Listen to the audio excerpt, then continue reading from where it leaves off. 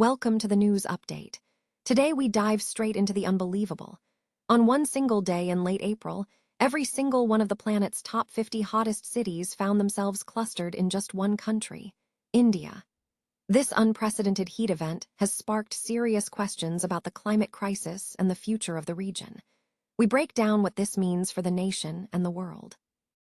Never get caught with a dead phone again. This INIU portable charger is compact, travel-friendly, and gives you fast 45-watt charging with a built-in USB-C cable, so there's no need to carry extra cords. With 10,000 mAh power, it's perfect for busy days, trips, emergencies, or anytime your battery drops too low. Grab yours on Amazon through the link in the comments before your phone hits 1%. Next up, we shift gears entirely to the NBA draft frenzy. AJ Dybantsa is facing a tough decision, with the Washington Wizards reportedly considering trading down from the #1 pick. We examine the complex competition, looking at Darren Peterson and other top prospects, and whether the Wizards are willing to let a superstar slip away. Find out the real strategy behind the Wizards' potential move. Turning to the financial markets, it's time for an earnings reality check. Nikhil Khandelwal, the CMD of Systematics Group, shares insights on where investors should focus their bets, pointing toward PSU banks, IT, and defense while steering clear of realty and jewelry. We also look at expert advice on retirement planning and the resilience of SIPs amid these market shifts. And finally, we wrap up with an incredible roundup of high school sports action. From Walpole's Ellie Boland hitting a historic strikeout to the intense competition in softball and basketball, we bring you the top scores and standout performances. Don't miss a second of the action. Stay tuned for more updates. Noi Dung Kai Tight. On a day in late April, an unprecedented heat event gripped India, with all 50 of the planet's hottest cities registering on the list being located within the country. This startling observation, compiled by the air quality monitoring platform AQI, has prompted warnings of a significant climate anomaly. AQI stated that this event set no modern precedent and demanded a serious, data-grounded review of the situation. /n/, and the rankings utilized by AQI incorporate 24-hour temperature data, including daytime peaks, nighttime lows, rainfall, wind, and humidity. On April 27th, the average peak temperatures across all 50 Indian cities ranked by the platform reached 112.5 degrees Fahrenheit.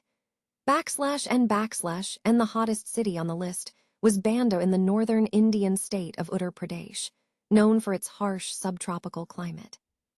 Temperatures in Banda soared to 115.16 degrees Fahrenheit, marking the highest temperature recorded anywhere on the planet that day, despite a relatively cool night of 94.5 degrees. /n/, and ACCI data indicates that the majority of India's hottest cities are situated within the country's interior heat belt. Climatologist Maximiliano Herrera noted that the extreme heat wave India experienced in the latter half of the previous month ranks among the harshest for April, which is typically not the hottest month of the year, with dozens, if not hundreds, of April heat records being broken. /n/, while a single day's data does not confirm a long-term trend, India is increasingly contending with intensifying heat, driven by the climate crisis. As summers are arriving earlier and becoming more intense, experts caution that the heat in India may soon cross the survivability limit for healthy humans by 2050.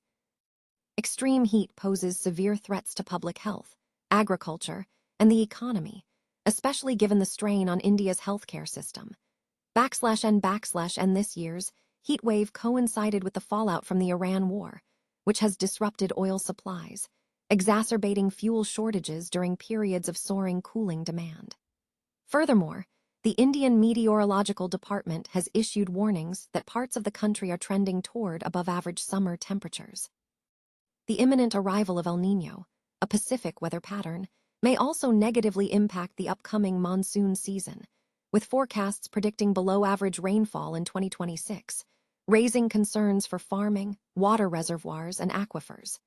/n/, and additionally, there is a high risk of more extreme heat affecting central and eastern Indian states later this month, with heat indices, which combine temperature, humidity, and other factors, potentially soaring to 122 or even 140 degrees Celsius, described by experts as dangerous levels.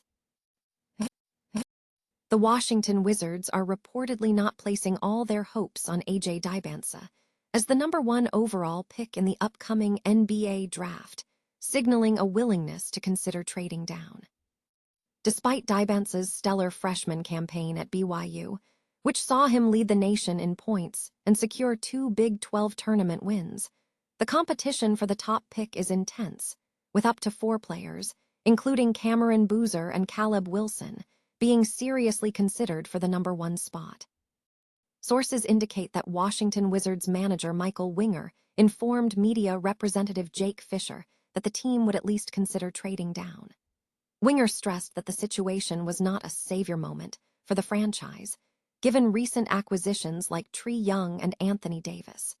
According to general manager Will Dawkins' evaluations, the Wizards will not rule out moving down if Dawkins identifies 2 or 3 players they are eager to acquire. AJ Dybantsa remains the favorite for the #1 selection, but his status as a guaranteed top pick is uncertain.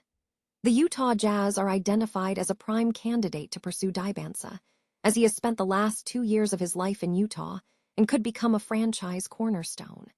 However, analysts question whether the Jazz should overpay for Dybantsa when Darren Peterson presents a compelling alternative.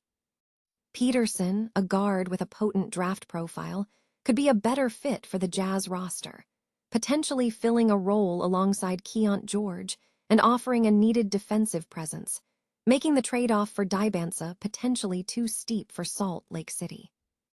Market sentiment is shifting from pricing instability to confronting earnings realities, according to recent financial commentary. Systematics Group CMD, Nikhil Khandelwal, has advised caution, suggesting bets should focus on PSU banks, IT, and defense sectors while avoiding real estate and jewelry. This strategic pivot suggests a focus on sectors with more tangible near-term performance. Meanwhile, retirement planning remains a critical topic, with Edelweiss MF's Radhika Gupta highlighting the challenge for many Indians who are asset-rich but income-poor, emphasizing the importance of SIP resilience, life cycle funds, and simple investment strategies. The broader market remains active, with key indices like the Sensex and Nifty tracking various developments. Trending stocks currently include major banking giants such as SBI, Axis Bank, and HDFC Bank, alongside IT leaders like Infosys and Wipro and NTPC. Beyond stock performance, regulatory and corporate shifts are drawing attention. Questions are being raised regarding whether the Securities Market Code can effectively bridge gaps in stock market regulation.